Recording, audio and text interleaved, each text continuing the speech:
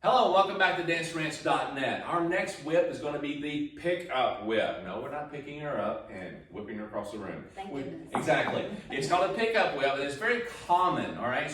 Some people just call it the whip. I call it the pick-up whip because basically that's just kind of bringing her to you and is picking her up and going through the whip. It's just the basic start, and we'll give you the other variations after in the other videos to follow. So let's demonstrate this, and then we'll break it down to you. So what I'm doing here is I'm starting off just like the other whips here, starting off with the left and her right connection, all right? So we're going 1, 2, 3, and 4, 5, 6, 7, and 8. We're going to do that again, but now you're going to notice a little bit something different here. We're going to talk about it in just a moment. And 1, 2, 3, and 4, 5, 6, 7, and 8. Think about that and see if you pick it up. All right, let's take it from this angle. Okay, and 1, 2, 3, and 4, 5, 6, 7, and 8. One more time. 1, 2, 3, and 4, 5, 6, 7, and 8. Very nice. Did you see it? I'm going to test you. All right, so here's what's happening. So I'm going to bring her back over here, okay? And I'm bringing the lady over to this side, so I want you to get a different look from my angle as a leader. I am actually going to give her a lead to come into and lead her to my right side, but I'm rotating her on this, okay? Now, when I go to get her to step forward, I can take a side step, I can take a back step. What's really crucial here, gentlemen, is that I lead her to come forward. Now, what foot is she starting with? Her right. Which way is she rotating? To her right. So it's very easy to see that that's the step that we should get her to move forward on and then start to rotate. Not wait for the last step or the next step, which is the second. Okay? So when we go 1, 2, so notice I'm already getting her to rotate and she's already getting to that moment where she's not having to go one step and then turn. You'll see some people do that. I like to get her to rotate because that's more natural, in my opinion. Okay? So a little more practical. 1, 2. I pick her up here, and this is the key. I pick her up, okay? Not literally, okay? But I pick her up on count 2. When she rotates, she's coming in 1, 2. She's already there. And that's very important. To me, what that means is that, ladies, you're not taking it on yourself to say, oh, here comes the pickup whip, and you delay your rotation, as some people sometimes teach it or do it, and they actually put out an arm like this for the guys, and it's like, hup, come on, hup, get on top of the arm, and they delay the rotation. To me, that kind of eliminates so much potential down the road for other things to do. So that's why I want you to go into this with a nice rotation. Not over rotating, ladies, just enough to get it done. Now, when I say over rotate, that means you're actually going to the point of over rotating and not paying attention to the connection. Now, let's take it back over here one more time. All right, so when I do it from this angle, she's coming forward, 1, and then rotate, okay? Now, her back is going to be to you just for a moment, gentlemen. You need to be getting out on that track a little bit here. So we're going 1, 2. So I'm looking directly at her, and she's already got momentum coming this way. So I'm picking her up with my right hand on her shoulder, okay? And this is the difference that we're talking about a while ago. I don't know if you picked it up or not. But my hand is on top of her shoulder here, okay? I have an option of going at the top of the shoulder or below the shoulder at the bottom of that shoulder blade, okay? And we're going to talk about that in just a moment. But my hand's at the top of the shoulder just for a moment here. She goes backwards on that at that point, okay? So that's 1, 2, 3. She's got a 1, 2, 3, and 4. That 3 and 4, remember the triple step, she changes direction. So that is important. That's what makes a whip happen. Now, as I do this, I've got to maintain throughout the whip as much as possible my shoulders stay centered to my partner. Okay? Very crucial. So let's do that one more time.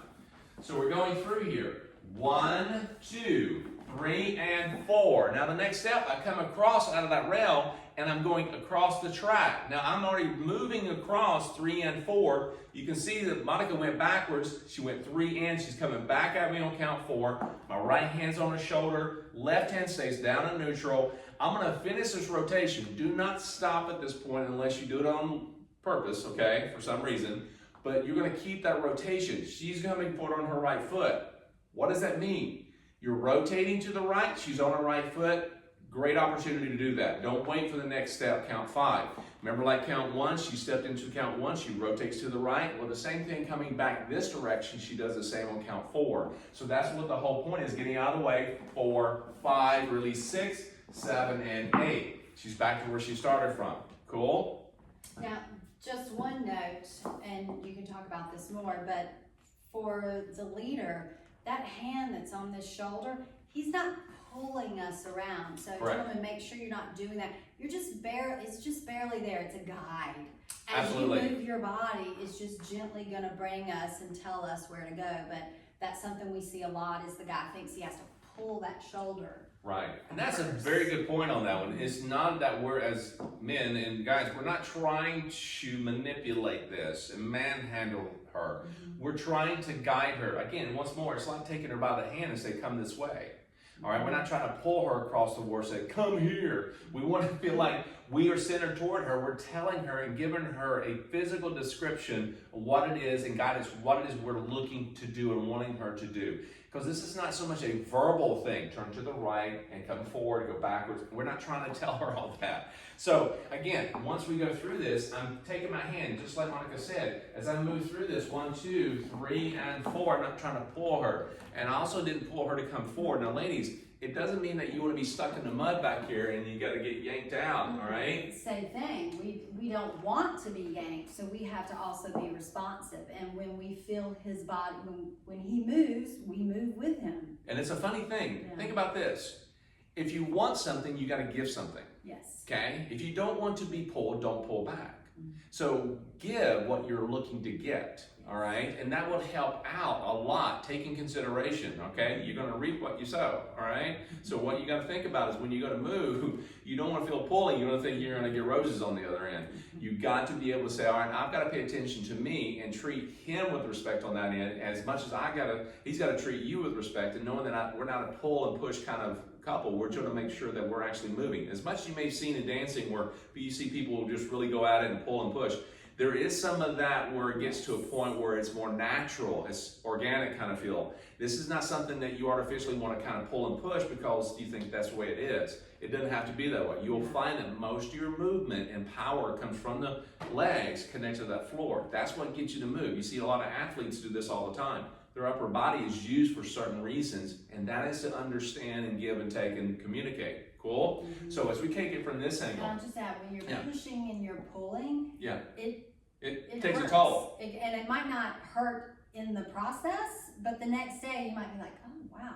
Yeah, what did I do the night before? I feel a little sore. Yeah. You don't want that after you dance. Yeah, I mean, you're actually working the muscles, Yes. okay? So this is a physical Yes. activity, all right? So as we go to move, 1, 2, 3, and 4, 5, 6, 7, and 8. And notice I am trying to stay centered with my shoulders as much as I can with my partner. And again, I can actually move my hips a little bit more or less, but my shoulders need to be there because why? I'm connected through the shoulders, through the arms, in this manner. And the same thing, ladies, you're going to find yourself being able to rotate your shoulders a little bit more. But again, it's not trying to match him. He is trying to match what you need to be doing or what you're doing to what he needs to do. And that's the reason why the job is different for the leaders compared to the followers, all right? It's because he knows in his mind what he's doing. You can't read that, thank goodness. So basically, he's trying to maneuver this and lead this, and you're trying to follow it. Both jobs are important, okay? None is more important than the other. You have to have both sides to come together for it to work. That's key, all right? Her job is no less important than mine, all right? Without her, I might as well go ahead and solo dance, okay? Caught that move, did you? Okay, so as I go to move, 1, 2, 3, and 4, 5, 6, 7, and 8. Very nice. Now again, what we do different here on the next one is basically I'm taking the right hand and I'm lowering it on her shoulder blade. You're going to get a little bit different result. And this is a movement that you may see as kind of popular. We go at it with the same setup, same movement. It's just that you're allowing her to do something a little bit more with the arm. And ladies, this is how you're going to pay attention to it. When I go to do this, I'm taking it from this angle first. And I pick her up. I'm going 1, 2, 3, and between 1, 2, 3 I'm putting my hand not at the top of the shoulder, which I'm asking her not to bring her arm up, because if you try to do that, guess what happens? You run into the arm, and it's much harder to come up. See how she's trying to tilt over? If I put the hand at the bottom of the shoulder blade, now she has an elbow. Now, key here is not to bring the hand up first. You bring the elbow, whichever is closer to the arm is connected. Shoulder, elbow, wrist, hand. That's the way to go through it. And also, when you're doing this, don't be looking over to your right, ladies, when you bring up the left arm. Get what I'm saying? Because basically, you're going to jaw in one time, or guys, you're going to be too close, and it's going to hit somewhere you don't want. So as I come through, she's bringing the elbow up, and then she takes her time. Now remember, it's all about trying to keep this hand here, ladies, up through, and then placing it. You don't want to go, oh, I got the elbow all the way, got the arm coming up, and you hitting. So as you go through, elbow up, and then over. Cool? So remember, it's about, do you feel the hand at the bottom of the shoulder blade? And if you do, you have the option of bringing it over, ladies. You don't have to, but it's a good thing. We're going to show you what that means. Take it from this angle. 1, 2, 3, and 4, 5, 6, 7, and 8. Cool? We'll take it from this angle. And notice also that when the elbow comes up, you'll notice like Monica, she actually keeps her hand up. She can snap her fingers if she wants to, or just hold it up, a little dainty if you want. You don't have to put the hand on top of the shoulder. Cool? All right, so here we go. 1, 2, 3, and 4, 5, 6, 7, and 8. And it's a good idea, gentlemen, when you release her about 5, 6, is to take that hand off of 6 and go out away from it. Try not to pull through, okay? It's what we talk about with inside underarm turns. Don't try to pull through. You don't want to go here, okay? You want to go out and away, all right? So, then again, this is a basic pickup whip, all right? We're going to go through some variations in just a moment. Hang tight, but go back through this as much as you need to. Rewind, and so that way you can practice it over and over and over, okay? So take your time with it. See you back in just a moment.